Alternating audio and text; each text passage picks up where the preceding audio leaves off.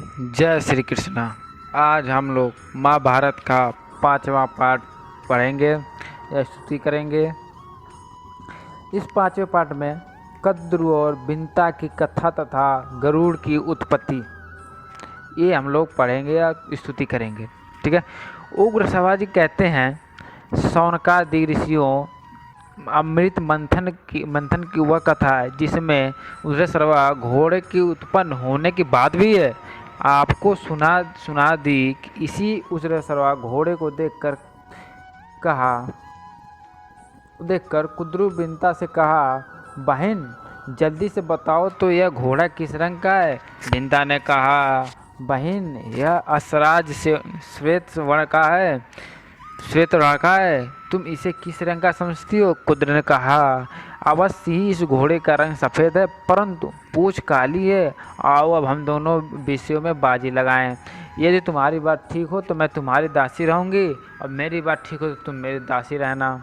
इस प्रकार दोनों बहनें आपस में बाजी लगाकर और दूसरे दिन घोड़ा देखने का निश्चय करके घर चली गई।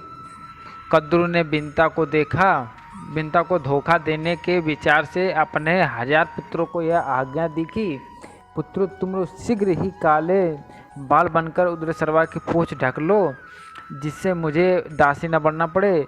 जिन सर्पों ने उसकी आज्ञा न मानी उन्हें उसने शाप दिया कि जाओ तुम लोगों को अप्रिय जन्म जाके सर्प यज्ञ में जलाकर भस्म कर देगा। यह देवंश योग की बात है कि कद्रु अपने पुत्रों को ही ऐसा शाप दे दिया। यह बात सुनकर ब्रह्मा जी और समस्त देवताओं ने उसका अनुमोदन किया। उन दिनों पराक्रमी और विषैले सर्प बहुत प्रबल हो गए थे। वे दूसरों को वह बहुत बड़ी पीड़ा पहुंचाते थे। प्रजा के हित की दृष्टि से यह उचित ही हुआ। जो लोग दूसरे जीवों का अहित करते हैं उन्हें विधाता की ओर से प्राणांत दंड मिल जाता है। ऐसा कहकर ब्रह्मा जी ने कद्रु की प्रशंसा की।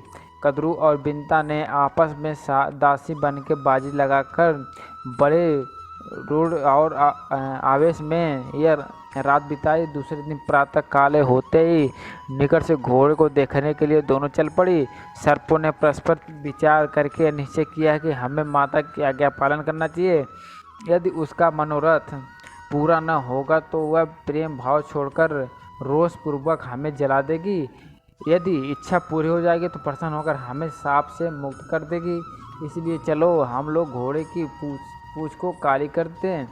ऐसा निश्चय करके वे उग्रसर्वा की पूँछ से बाल बनकर लिपट गए, जिससे वह काली जान पड़ने लगी। इधर कद्रु और बिंता बाजी लगा आकाश मार्ग से समुद्र को देखते देखते दूसरे पार जाने लगी। दोनों ही घोड़े के पास पहुंचकर नीचे उतर पड़ी। उन्होंने देखा कि घोड़े का सारा शरीर तो चंद्रमा की किरणों के समान उज्ज्वल है, परंतु पूँछ काली है। यह सुनकर बिंता उदास हो गई। कद्रु ने अपनी दासी बना लिया। समय पूरा होने पर महातेजस्वी गरुड़ माता की सहायता के बिना ही अंडा फोड़कर उससे बाहर निकल आए।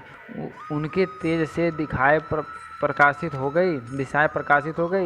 उनकी शक्ति, गति, दीप्ति और वृद्धि विलक्षण थी। नेत्र बिजली के समान पीले और शरीर अग्नि के समान तेजस्वी। ये जन्मते ही आकाश में बहुत ऊपर उड़ गए। उस समय वे ऐसे जान पड़ते थे मानो दूसरा बड़वानल ही हो। देवताओं ने समझा अप्रिदेव ही इस रूप में बढ़ रहे हैं।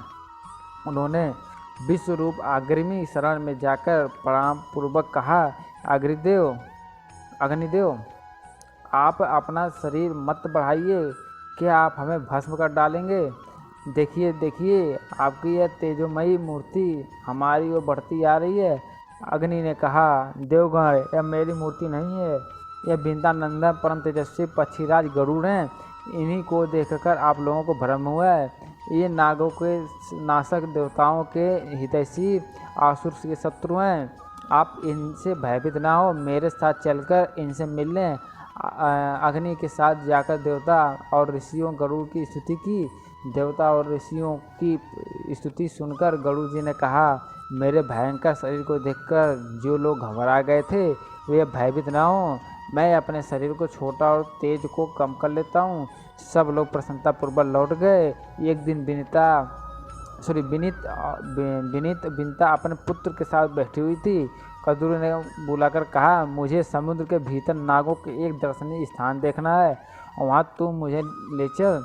अब बिनीता ने कद्रू को गरुड़ जी माता की आज्ञा से सर्पों को अपने कंधों पर बैठा लिया और उनके अभीष्ट स्थानों को ले चली।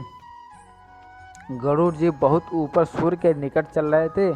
तीव्र गर्मी के कारण सर्प बेहोश हो गए। कद्रू ने इंद्र की प्रार्थना करके सारों आकाश में मेघमंडल आच्छादित कर दिया। वर्षा हुई, सर्प सुखी हो गए। उन्होंने अभीष्ट स्थान पर पहुंचकर लवण सागर, मनोहर वन आदि देखा। यथेच्छ विहार किया और खूब खेल कूद कर गरुड़ से कहा, तुमने तो आकाश में उड़ते समय बहुत से सुंदर सुंदर द्वीप देखे होंगे, अब हमें और किसी द्वीप में ले चलो। गरुड़ कुछ चिंता में पड़ गए। उन्होंने सोच विचार कर अपनी माता से पूछा कि माँ, मुझे सर्पों की आज्ञा का पालन क्यों करना चाहिए? बिनीता ने कहा, बेटा, इन सर्पों की छल से मैं बाजी हार गई और दुर्भाग्यवश अपनी सौत कद्रू की दासी हो गई। अपनी माता के दुख गरुड़ भी बड़े दुखी हुए। उन्होंने सर्पों से कहा, सर्पगण, ठीक ठीक बताओ, मैं तुम्हें कौन सी वस्तु ला दूं, किस बात का पता लगा दूं, अथवा तुम लोगों को कौन सा उपकार कर दूं जिससे मैं और मेरी माता का दास से मुक्त हो जाएं। सर्पों ने कहा, गरुड़, यदि तुम अपने पराक्रम से हमारे लिए अमृत ला दो तो हम तुम्हें और तुम्हारी माता को दास में मुक्त कर देंगे। तो ये रहा हमारा महाभारत का 5वां पार्ट। और ये अगले पार्ट में हम लोग पढ़ेंगे अमृत के लिए गरुड़ की यात्रा और गज कच्छ पका वृत्तांत। तो आप लोग इस पार्ट को इस ऋतु का स्तुति करिए और इसको समझिए।